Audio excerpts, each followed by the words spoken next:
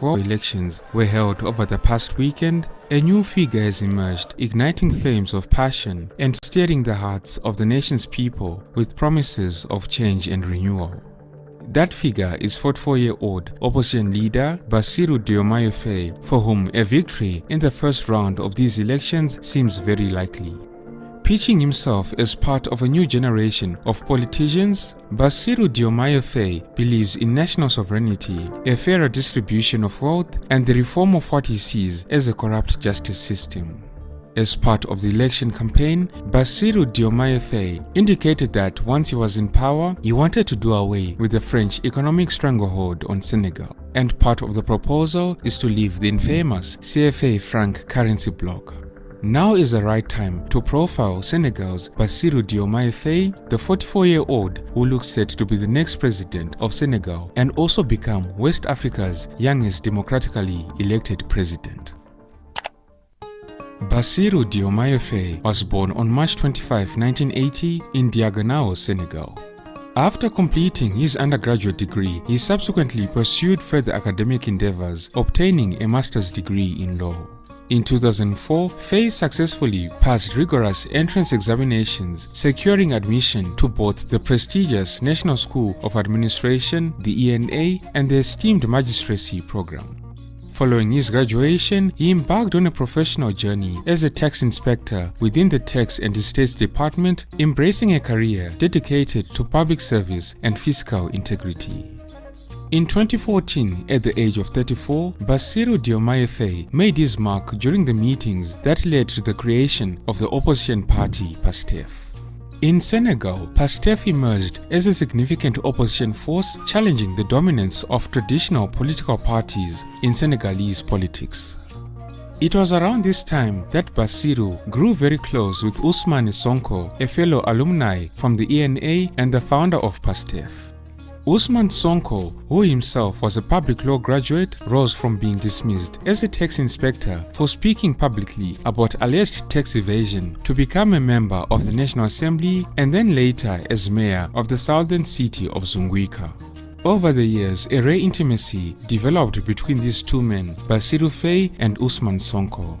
It is even said that Bassirou even nicknamed his son Ousmane in honor of their friendship. Bassirou Faye later emerged as one of the key architects and thinkers behind Ousmane Sonko's presidential campaign for the 2019 election.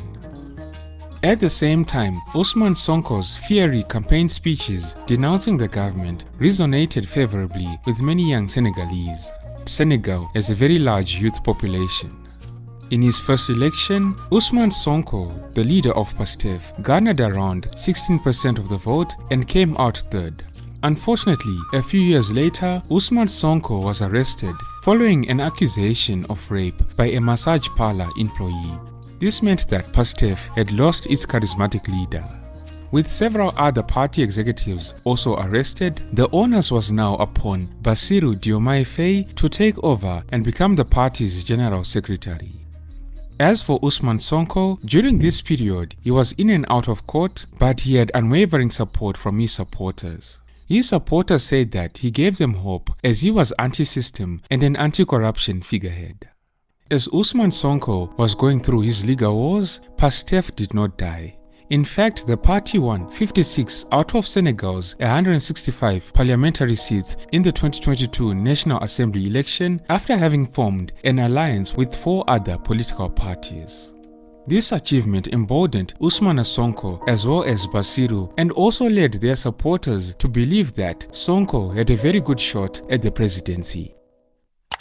Just like his friend Ousmane Sonko, Bassirou Faye also had his run-in with the law after he was arrested on the evening of Friday, April 14, 2023. He was taken into police custody for spreading false news, contempt of court, and defamation of a constituted body.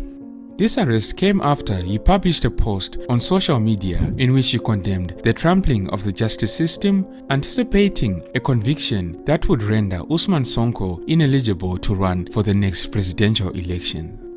Along the way, additional charges were also leveled against Bassirou Faye, including having called for insurrection and undermining state security. A few months later, Ousmane Sonko was also thrown into prison for insurrection, and this meant that the two men were now both in prison. Several hundred opposition members had also been arrested since 2021 when Ousmane Sonko began his bitter standoff with the state that sparked deadly unrest in Senegal. This particular turmoil played a role in outgoing Senegalese President Macky Sall's decision to postpone the 2024 election, plunging Senegal into its worst political crisis in decades. At this point, I need to mention that Senegal has never had a coup. Also, the country has never before delayed elections, and it has witnessed multiple peaceful transfers of power. But unfortunately, this very election season threatened to be very different. As previously mentioned, the popular opposition figure Ousmane Sonko was in and out of prison, facing multiple criminal charges that he claimed were politically motivated.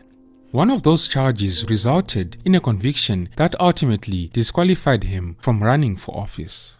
There were widespread protests from his supporters, prompting a brutal, deadly crackdown by security forces.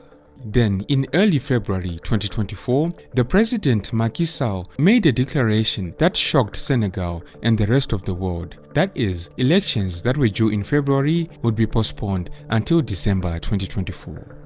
Macky Sall justified this decision by saying that it was necessary to sort out confusion over who exactly was running for president. However, Senegal's constitutional court disagreed, ordering the president to set an election date immediately. Fortunately, Macky Sall complied and scheduled the election for 24 March, giving candidates just 13 days to campaign. He also promised to step down on 2 April, whatever the outcome. Following this decision and the amnesty to release imprisoned opposition leaders, celebrations broke out among Senegal's opposition supporters after the two men, Ousmane Sonko and Bassirou Diomaye Faye, were freed from jail just 10 days before the delayed presidential election. At the ballot box on 24 March, voters had to choose from 19 presidential candidates, but only 2 were considered to have any real chance of victory. The first was Amadou Ba, a former prime minister from the ruling party, and Bassirou Diomaye Faye, who was the leading opposition candidate after Ousmane Sonko's suspension. Meanwhile, Amadou Ba's supporters argued that continuity was just what Senegal needed. On the other hand, Bassirou Diomaye Faye electrified a significant proportion of the youth but also mobilized supporters among the intellectual elite and civil servants. Also, Ousmane Sonko urged his supporters to vote for Bassirou Faye. The main message that was coming out from this campaign was that Ousmane is Diomaye. Essentially, Bassirou Diomaye Faye's mission was now to bank on Ousmane Sonko's popularity to win the presidential election. Along the campaign trail, Faye promised the Senegalese profound change and left-wing Pan-Africanism. He pledged to fight corruption and the French economic stranglehold on Senegal. Lately, France has been a target of embittered African complaints and criticism, especially among progressive French-speaking West African commentators and urban youths alike. In this campaign trail, Bassirou Diomaye Faye even proposed that he wanted Senegal to leave the CFA franc, the regional currency used by 14 African countries and pegged to the euro under a French government guarantee. While supporters say that the CFA franc guarantees financial stability, critics say it is a way for France to continue to exercise control over the countries which use it.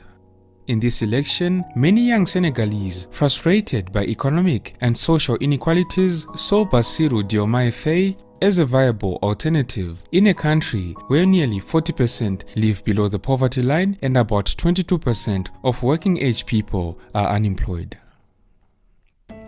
Preliminary results coming out from this presidential election point towards a win for Bassirou Diomaye Faye, and Amadou Ba, the candidate for the ruling party, has also conceded defeat. Bassirou Diomaye Faye will be tasked with steering Senegal, viewed as a beacon of democracy in West Africa, out of its recent troubles and managing revenues from oil and gas reserves that are shortly to start production. Don't forget to like